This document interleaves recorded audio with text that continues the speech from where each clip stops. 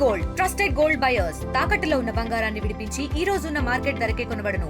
మరిన్ని వివరాలకు సంప్రదించండి 77107720. ఇరాన్ పైన ఇజ్రాయెల్ కూడా చాలా భీకరంగా దాడులు కొనసాగిస్తోంది. ఇప్పటికే ఇరాన్ అటు ఇజ్రాయెల్లోని కీలకమైన నగరాలు టెల్ అవీవ్, హోలాన్, రమత్ ఖాన్ ఈ ప్రాంతాల్ని పూర్తిగా శిథిలం చేసింది, పూర్తిగా కుప్పకూల్చింది. దీనికి ప్రతీకార దాడిలో భాగంగా ఇజ్రాయెల్ ఇరాన్ పైన ఇప్పుడు రెచ్చిపోతోంది. ఏకంగా అక్కడి న్యూక్లియర్ స్థావరాన్ని టార్గెట్గా ఇప్పుడు దాడులు చేస్తోంది. హెవీ రియాక్టర్స్ పూర్తిగా కుప్పగూలిపోయాయి. దానికి సంబంధించిన బిగ్గెస్ట్ బ్రేకింగ్ న్యూస్ మనం ఆర్టీవీ స్క్రీన్ పైన చూస్తున్నాం. సుమారుగా 80 ఫైటర్ జెట్లతో ఇజ్రాయెల్ పైన విరుచుకుపడింది ఇరాన్ పైన. అయితే ఇరాన్ అణుస్థావరాల టార్గెట్ గా ఇజ్రాయెల్ దాడులు చేస్తోంది. ఇరాన్లోని ఇన్సహన్ అణుకేంద్రం పైన, ఇషాఫహాన్ అణుకేంద్రం పైన ఇజ్రాయెల్ అటాక్ చేసింది. అయితే ఇజ్రాయెల్ దాడిని అటు ఇరాన్ కూడా ధృవీకరించింది. ఎలాంటి రేడియేషన్ లీక్ అవ్వట్లేదని చెప్పి ప్రకటించింది. మరోసారి ఇరాన్ కమాండర్ను లేపేసింది ఇజ్రాయెల్. ఇరాన్లోని బాలిస్టిక్ క్షిపణుల తయారీ కేంద్రం పైన దాడులు చేసింది.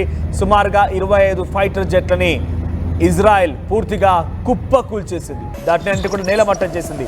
చూస్తున్నటువంటి విజువల్స్ అన్ని కూడా ఇజ్రాయెల్ డిఫెన్స్ ఫోర్స్ విడుదల చేసిన దృశ్యాలవన్నీ కూడా. సో ప్రస్తుతానికి ఇషాఫహాన్ అటువంటి ప్రాంతంలోని ఆ కీలకమైనటువంటి స్థావరాల టార్గెట్గా, న్యూక్లియర్ స్థావరాల టార్గెట్గా ఇజ్రాయెల్ ఇరాన్ పైన దాడి చేసి వాటి కుప్పగూల్చే ప్రయత్నం చేసింది. సో దీంట్లో అక్కడ ఒక కీలకమైనటువంటి అధికారి కూడా పూర్తిగా ఈ దాడిలో మరణించినట్టు తెలుస్తోంది. అమిన్ ఫర్ జుద్కి అనేటువంటి వ్యక్తి కూడా UAV అన్మాన్డ్ ఏరియల్ వెహికల్స్ ని ప్రయోగించేటువంటి ఆ వ్యక్తి దుర్మరణ పాలయ్యారు. సో ప్రస్తుతానికి ఈ దాడిలో మరొక ఇరాన్ అధికారి మరణించడం ఇరాన్ దేశానికి కొంత డెఫినెట్ గా అచేతన అవస్థలకు నెట్టేస్తోంది. సో ప్రస్తుతానికి 80 ఫైటర్ జెట్లని కుప్పకూల్చింది ఇజ్రాయెల్. సో దాంతో పాటుగా 25 ఫైటర్ జెట్ల పైన విరుచుకుపడింది. సో ఇరాన్ అధికారులు పేర్కొన్నారు. ఈ విషయాన్ని ఇరాన్ అధికారులు ధృవీకరించారు. సో ఇప్పటివరకు ఎటువంటి ప్రమాదకర వాయువులైతే ఆ ఇషాఫహాన్ న్యూక్లియర్ స్థావరాల నుంచి మాకు లీక్ అవ్వడం లేదన్నట్టుగా ఇరాన్ చెప్తోంది.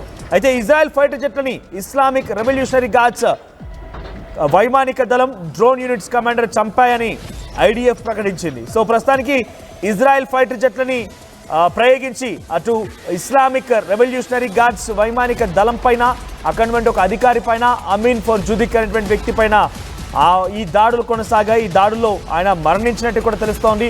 దీని ఏకంగా ఇరాన్ కూడా ధృవీకరించింది.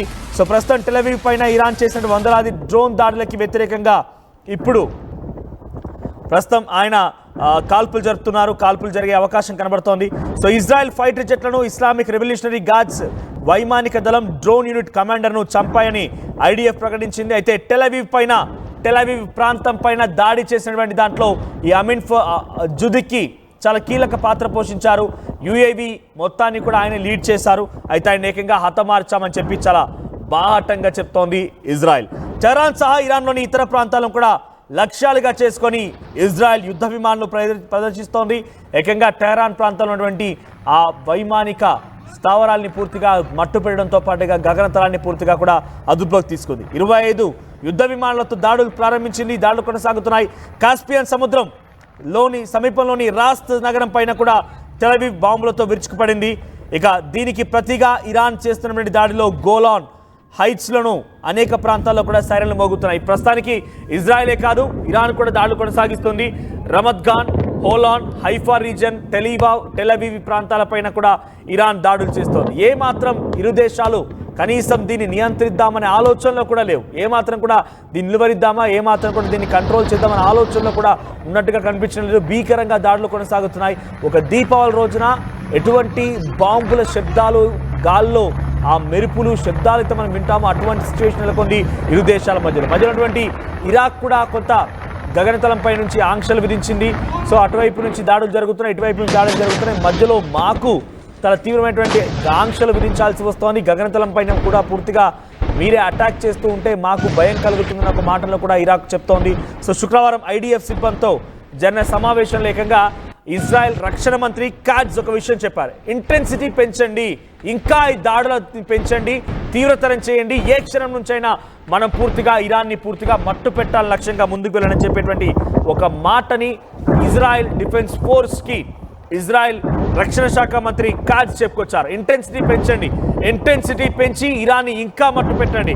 ఇషాఫహాన్, తబ్రీజ్ తర్వాత తెహరాన్, అర్క్ ఈ ప్రాంతాన్ని పూర్తిగా మట్టు పెట్టారని చెప్తున్నారు. ఇప్పటికే నతంజా ప్రాంతంలో చాలా క్లియర్గా ఇండియన్ అటామిక్ ఎనర్జీస్ అధికారి రఫుల్ గసోరీ ఇచ్చినటువంటి ప్రకటన మేరకి అక్కడ రేడియేషన్ లీక్ అవుతోంది, కొంత కంట్రోల్ చేసే ప్రయత్నం చేశారు. ఇప్పుడు ఈసాఫాన్ ప్రాంతంలో కూడా న్యూక్లియర్ స్థావరాలపైన ఇజ్రాయెల్ టార్గెట్ చేసి దాడులు చేసినట్టు తెలుస్తోంది. కానీ ఆ దాడుల్లో ఎటువంటి రేడియేషన్ లీక్ అవ్వడం లేదు. కానీ దాడి అయితే జరిగిందని మాత్రం ఇరాన్ గుర్తించి ఇరాన్కి సంబంధించినటువంటి అధికారులు ధృవీకరించారు. ఇక్కడితో ఆగలేదు. ఏకంగా టెలవీవ్, హోలాన్, ఆ తర్వాత హైఫా రీజన్ పైన ఏదైతే డ్రోన్ దాడి చేస్తున్నటువంటి ఒక కీలకమైన అధికారి దాన్ని ఆర్గనైజ్ చేస్తున్నారో అమీన్ ఫర్ జుద్కి. సో అమీన్ జుద్కీని ప్రస్తుతానికి ఇజ్రాయెల్ తమ దాడుల్లో కుప్పకూల్ చేసింది, నేలమట్టం చేసేసింది, హతమార్చింది. ఒక అధికారి మరోసారి మరణించిన వార్త ఇజ్రాయెల్కి చాలా సంతోషాన్ని ఇస్తే ఇరాన్కి మాత్రం తీర నష్టాన్ని వాటిల్లింది. ఇరాన్ మాత్రం ఈ వరుస అధికారుల మరణాలను ఏమాత్రం తట్టుకోలేకపోతుంది. ఇప్పటికే అక్కడి ఆర్మీ చీఫ్ని, అక్కడి ఎయిర్ ఫోర్స్ చీఫ్ని, అక్కడి వింగ్ కమాండర్ని ఇజ్రాయెల్ హతమొందించింది. మొదటి రోజు దాడిలోనే సుమారుగా 20 మందికి పైగా అధికారాన్ని నేలకూర్చింది, కుప్పకూర్చేసింది.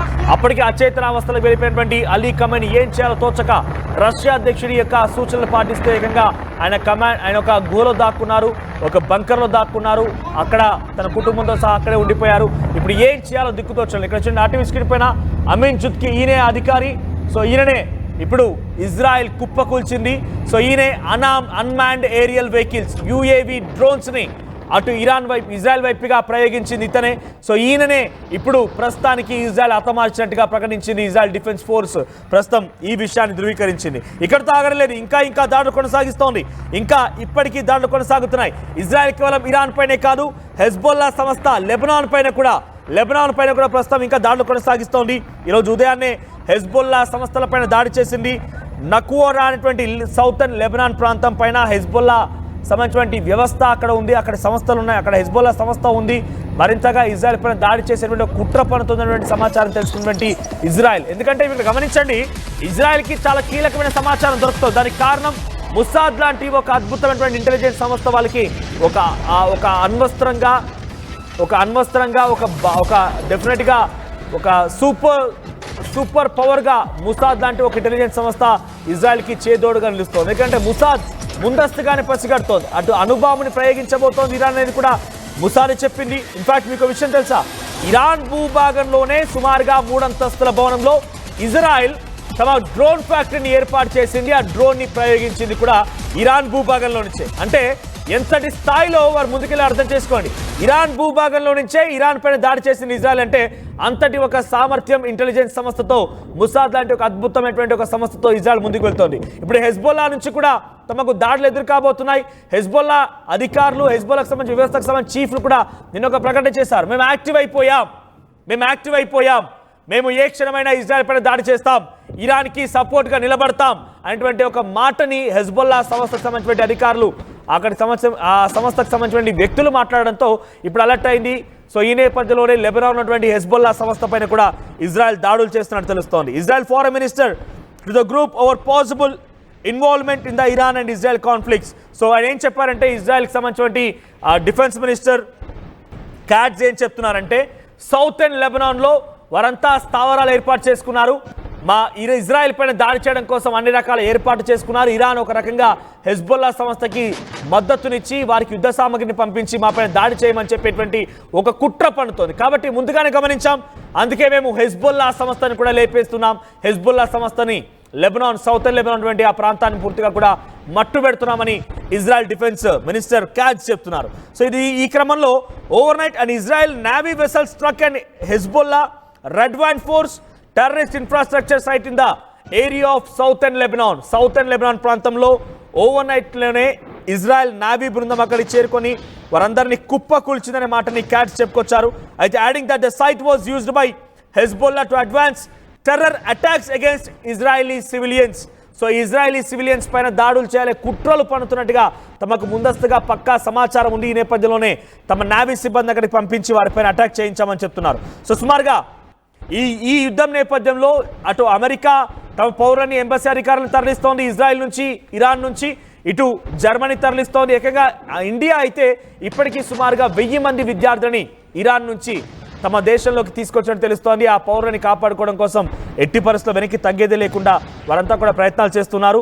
సో ప్రభుత్వం ఎప్పటికప్పుడు అక్కడ ఉన్నటువంటి ఇండియన్ పౌరులతో అక్కడ ఉన్నటువంటి అధికారులతో మాట్లాడుతూనే ఉన్నారు, వారితో సంప్రదింపులు జరుపుతూ ఉన్నారు. అర్మేనియా బార్డర్ వెంట నుంచి వారందరినీ కూడా ప్రత్యేక యుద్ధ విమానాల ద్వారా భారత్కి తరలించే ప్రయత్నం చేస్తున్నారు. ఇండియా పాకిస్తాన్ తాజా అప్డేట్స్ కోసం డౌన్లోడ్ చేసుకోండి RTV లైవ్ యాప్.